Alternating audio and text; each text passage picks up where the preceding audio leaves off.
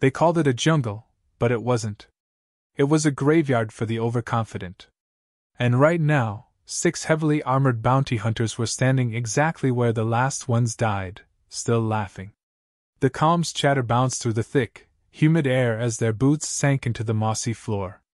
One of them, a tall, horned merc from the Denarac system, slapped the side of his helmet and grunted. "Signal's choppy. These Earth jungles got some kind of atmospheric rot or what?" Another snorted. "Who cares? Just smoke the fugitive and bag him. I got a bonus riding on this one." They were armored in chrome, rigged with scanning gear, ion repeaters, thermal blades, and a drone network circling overhead. What they didn't have was a clue. 3 days earlier, the Galactic Enforcement Syndicate had posted an urgent retrieval order for a target on Earth. High priority. Dangerous. Earth native. All 6 bounty hunters signed up thinking it'd be a cakewalk. The planet was labeled primitive, by galactic classification standards, barely even monitored since the treaty lockdown years ago. Their target? Listed only by a codename, Ghostwalker. Last known location, the equatorial jungle. Alleged offenses, classified war tech possession, evasion, unlicensed bioweapons modifications. High value. Kill on site authorized. The only photo in the file was a black and white satellite blur, a tall male figure, blurred facial skin, standing in dense canopy shadow, a rifle in hand that didn't match any known galactic make. One of the bounty hunters had laughed and said, "He's just a deserter with camo paint." That same one was now staring at a pool of blue liquid leaking from his partner's shredded armor. It had happened fast. Too fast. 1 minute, standard sweep formation. Next minute, the squad's tail gunner tripped a vine. Not a normal vine, an old-school tripwire, Earth tech. A second later, 2 trees on either side detonated with a blast of shrapnel and flash. When they recovered from the daze, only 5 remained. The 6th? Gone. No body. Just his boots. One stuck in the mud. The other swinging from a vine 30 feet up. The leader of the crew, Kale, a half-mechanical war-born from the outer colonies, muttered something under his breath and switched to thermal. "Fan out. We're dealing with a tactician. Not a feral." The team obeyed, but tension bled into their movements. Even with their augmented visors, the jungle seemed to move against them, light trickling down like knives, insects screaming too loud, shadows coiling in unnatural silence. Meanwhile, 30 feet above them, the real threat wasn't sweating. The green beret, caked in mud, blood, and time, crouched on a thick vine like it was a rooftop edge. His eyes were scanning the bounty hunters with calm detachment. One hand rested on the trigger of a makeshift trap rigged from alien plasma coils and a salvaged Earth claymore. He didn't breathe heavy. He didn't blink often. His rifle, slung across his chest, was modified beyond recognition, half human steel, half alien core. A laser scope poked out from a duct-taped bracket. Dented, scarred, and deadly. He wasn't running. He was playing. Back at their ship, the bounty hunters had laughed. They cracked beers. One even recorded a pre-capture log, saying he'd mount the fugitive's skull on his cruiser's dash. Now, even the jungle birds were quiet. Something ancient had shifted in the atmosphere. The vines drooped lower. The air grew thick. Kale's voice cut through the tension. "You hear that?" One of his men, Riss, whispered. "Hear what?" Kale looked up. Exactly. They had entered the jungle loud. But it had gone silent. Which meant something was watching. On the forest floor, Riss noticed movement and raised his blaster. Too late. A sharpened bamboo stake drove through his thigh and yanked him into a pit. Screams followed, then silence. No blaster fire. No explosions. Just a wet, final sound. Kale cursed and ordered the others to move as a unit. They didn't argue. The green beret adjusted his grip and melted back into the trees. Step 1, sow fear. Step 2, isolate. Step 3, let them make mistakes. These weren't amateurs. They were top-tier galactic hunters with millions in kill confirmation bonuses. But they'd never fought someone like him. They didn't know Earth's jungles were his first school. They didn't know he was part of the old teams, the ones trained for behind enemy lines missions, where escape was optional and mission success was mandatory. Where you killed silently or didn't come home. He dropped silently into the underbrush behind them, boots never crunching a twig. The one bringing up the rear, a jittery alien named Bral, spun around, catching only a blur of green before the butt of a rifle smashed his helmet sideways. He collapsed, and before he could even scream, a vine was around his throat. Dragged off into the foliage.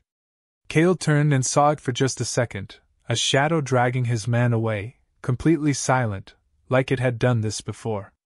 Split up and you die, Cale snapped, gripping his blade. He'd seen jungle ops before. This wasn't a skirmish. This was a hunt. And they weren't the predators anymore. Half a mile away, the Green Beret sat atop a ridge, overlooking the small clearing the crew would eventually reach.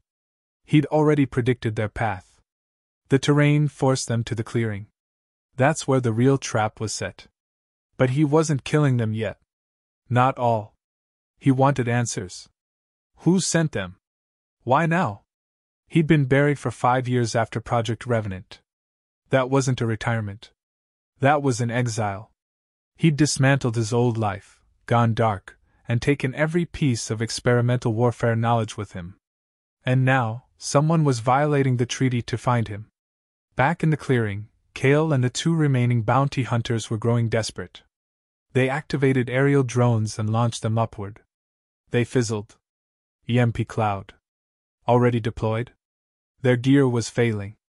Their confidence was cracking. One tried to radio the ship. Static. One shouted into the trees. No reply. Just the rustling of something unseen.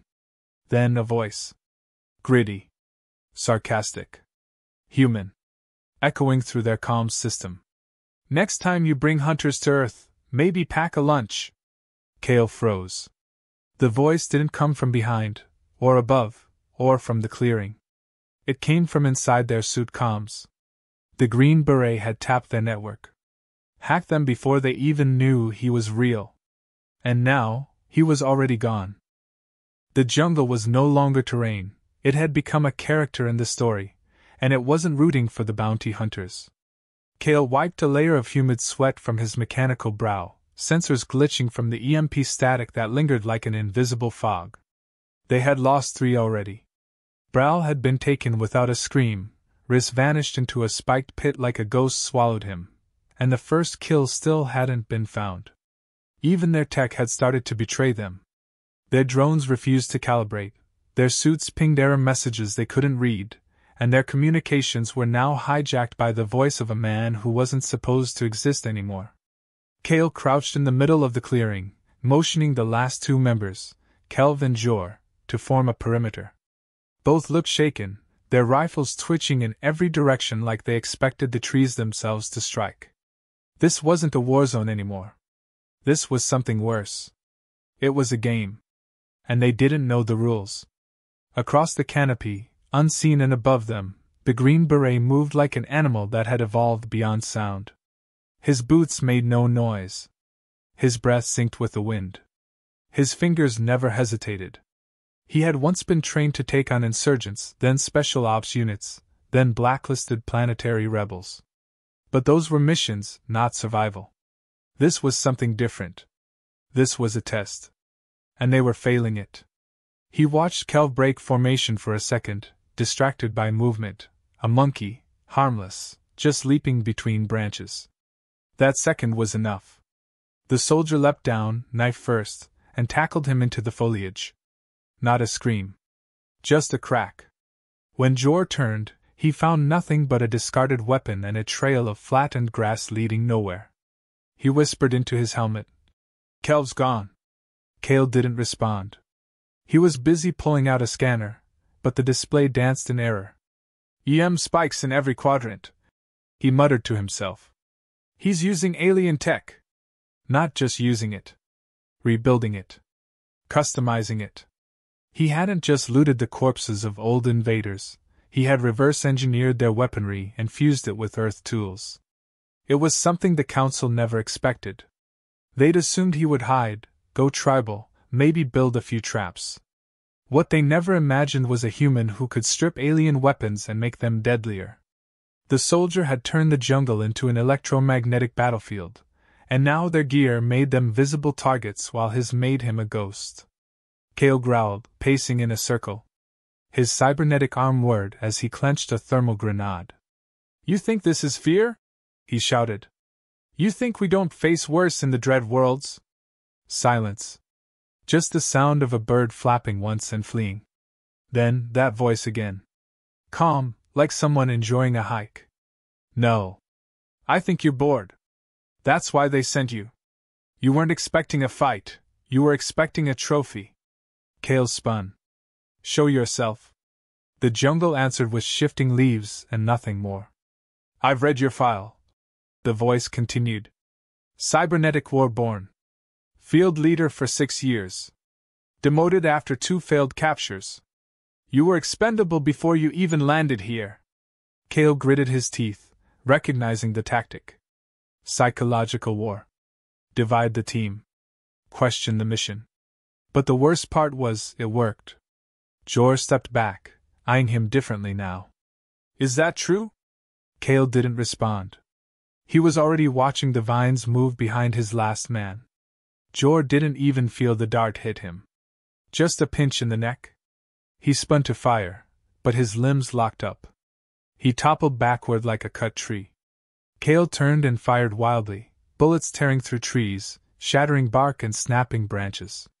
But the jungle just absorbed the fury, indifferent and eternal. Now he was alone. The green beret stood behind him without making a sound, rifle raised, but didn't shoot. Instead, he watched. Kale spun and saw the man for the first time. Not a monster. Not a savage. Just a soldier. Human. Face streaked in camouflage. Chest covered in a plate rig built from both military-grade armor and salvaged alien parts. His rifle looked like it had seen 100 wars and refused to break. "You're not what I expected," Kale admitted, lowering his weapon halfway. The soldier shrugged. "Neither are you. Thought they'd send someone smarter." Kale grinned. "We're both still alive. That's something." The soldier nodded. "For now." He didn't shoot Kale. Instead, he moved past him, towards the crash-drop pod the crew had left nearby. It was half buried in vines, its panels fused shut with emergency sealant. The green beret tapped a sensor and stepped back as a small device, his own, overrode the alien lock. The pod hissed open. Inside, glowing softly, was what the bounty crew had never been told they were carrying. A second bounty file. This one marked observation only. And beneath it, a set of override protocols for orbital bombardment, timed for 12 hours from deployment. The bounty crew had never stood a chance. They weren't just hunting Earth's most wanted, they were part of a 2-step kill plan. If they failed, orbital weapons would erase the site entirely. No evidence. No witnesses. No risk. The soldier looked back at Kale. "You were never supposed to bring me in. Just find me. Stall me. Make sure I couldn't escape before the strike." Kale stared in disbelief. "That's why our gear fried. You weren't just hiding, you were hacking." The soldier nodded. "The Council's afraid of me. I was part of Project Revenant. They thought they erased it. But I kept the blueprints." Kale backed up, mind racing. "You're not trying to escape." The soldier tilted his head. "Escape? No. I'm making sure the Council knows Earth isn't asleep anymore." He pulled out a beacon and flicked a switch. A new signal pulsed, one Kale's scanner couldn't read, but recognized by sound. Earth tech. Old, encrypted. Military grade. Kale stepped forward, uncertain. "You planning on surviving orbital strike?" The soldier smiled faintly. "That's the twist. It's not coming." Above the jungle canopy, silent satellites that had been dormant for over a decade suddenly blinked to life. Hidden human systems, thought defunct. But they weren't. They had been watching. Kale turned toward the sky as thunder rolled, not from weather, but from the upper atmosphere. Something was coming down. And it wasn't alien. The sky cracked open with a rumble that didn't belong to any natural storm. High above the jungle canopy, something re-entered the atmosphere, silent at first, then howling like a banshee as it cut through the stratosphere with a trail of fire. Cale instinctively ducked beneath a palm frond, scanning upward, but the dense foliage kept the falling object hidden. He didn't know what it was, but the green beret beside him didn't even flinch. The soldier simply adjusted the sling of his hybrid rifle and walked forward like he had been waiting for this moment for years. Cale stumbled after him, the last of his composure cracking. He wasn't used to being the one behind, confused, outmatched. He had always been the one kicking down doors, dragging fugitives by the neck into transport ships. Now, he was the hunted, following a man who had not only dismantled his team with primitive tools but had also hijacked their mission, reprogrammed their gear, and flipped the kill order upside down. The worst part? Cale couldn't even hate him for it. The soldier wasn't unhinged or psychotic. He was calm, precise, disciplined. A professional doing what he was made to do: survive, outthink, and dominate. As they neared the old crash site of a decommissioned scout pod, the jungle began to vibrate subtly.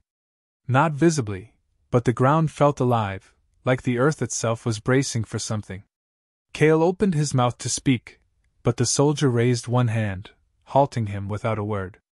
A soft hiss echoed through the clearing, and then, slowly, silently, a section of the moss-covered ground slid open, revealing a hidden hatch. It wasn't alien. It was human. Cale stared. "You've got bunkers out here?" The soldier responded without looking back. "Fail-safe nodes. Built after the First Contact War. Buried, classified, and forgotten by most of the Council. But I remember where they are." Cale followed as the soldier dropped into the hatch, landing quietly on a steel floor below. The passage smelled like dust and old copper, but the interior flickered to life with working lights, soft green and blue glows illuminating the narrow hallway. Everything looked ancient, but functional. Down the corridor, a small terminal pulsed, waiting. The soldier keyed in a command string from memory. The screen blinked, then changed to a new interface: Earth Military Encryption, Level Omega. Cale barely registered it before the entire room hummed to life. On one wall, a 3D map of the surrounding jungle appeared, overlaid with a digital radar sweep. The falling object was slowing. Not crashing. It was descending. Cale turned to him. "Is that one of yours too?" The soldier nodded. "Orbital stealth pod. Earth tech. They call it Spectre class. No heat trail. No comm signature. Comes down quiet unless I want it loud." Cale frowned. "But why send it now?" The soldier stepped closer to the map and tapped a flashing red dot. "Because this was never just about me. This was a proof of concept. The Council thinks Earth can't bite back. They think we're scattered. Primitive. Uncoordinated. This was a message. They sent bounty hunters. I'll send a legend." Before Cale could respond, the hatch overhead hissed again. A figure dropped through, taller than the soldier, dressed in heavy-plated armor painted in matte forest tones. No insignias. No rank badges. Just a solid visor and a massive two-handed Gauss rifle slung across their back. The soldier looked up. "Welcome back, Baker." The armored figure nodded silently and extended a heavy forearm for a shake. Cale blinked. "You have others?" The soldier smiled faintly. "We were Revenant Unit. Not Revenant Man." Cale sat back against the wall, suddenly feeling very small. The soldier continued activating systems, beacon transponders, satellite links, terrain disruption overlays. "We've been underground since the Council blacklisted the program. They feared we'd make Earth too strong. Called us unstable. Dangerous. So they shut us down. But they didn't kill all of us. We buried ourselves. Waited." Cale didn't speak. He didn't need to. The weight of what he was seeing settled on his shoulders like a lead blanket. The bounty mission hadn't just failed. It had exposed something the galaxy had tried to forget. The Spectre pod finally touched down above them with a muted impact. The ceiling monitors showed a split-screen view from a micro-drone released at the moment of touchdown. Kale watched as the pod opened and more armored soldiers stepped out, 6 of them. Each carried a different custom weapon. Each moved like predators. The soldier looked at the screen and said, almost like an afterthought, "We weren't designed to be peacekeepers. We were the red line. The thing you send when diplomacy has failed and war is unacceptable. Now they've reminded us who we are." Kale stood slowly. "So what happens now?" The Green Beret turned to him. "You're going to deliver a message. The only reason you're alive is because I want the Council to hear the words from someone who saw this with their own eyes." Kale nodded, not out of obedience, but because there was no other choice. The jungle had defeated him. The planet had humiliated his tech, broken his team, and cracked open a history his employers swore never existed. The Council had always suspected that Earth held secrets, but they believed it was enough to monitor and isolate. They never expected Earth's ghosts to rise. The Green Beret walked to the supply rack at the back of the bunker and pulled out a long black case. Inside was a rifle unlike anything Kale had ever seen, long, matte, no markings, and humming with a subtle electric charge. The soldier slung it across his shoulder. "Tell them I'm not running. Tell them we're awake. And tell them if they send another team, bring a body bag for every single one." As they exited the hatch and emerged into the clearing, the sky had changed. The clouds had parted not from weather, but from stealth ship arrival signatures. Earth ships. Quiet, triangular, and bristling with unmarked tech. They hovered with precision above the jungle. Kale took one last look at the man beside him, at the team now surrounding him. They weren't military anymore. They were something else. Something older. Something more dangerous. They weren't fugitives. They were the answer to a threat no one had the courage to speak aloud. Kale activated his emergency evac beacon. A Council retrieval ship would come for him. But this time, he wouldn't lie. When he got back, he would give them the full report. Every name. Every image. Every horrifying truth. Because the man they had tried to erase wasn't just Earth's most wanted. He was Earth's warning shot. And it had just been fired.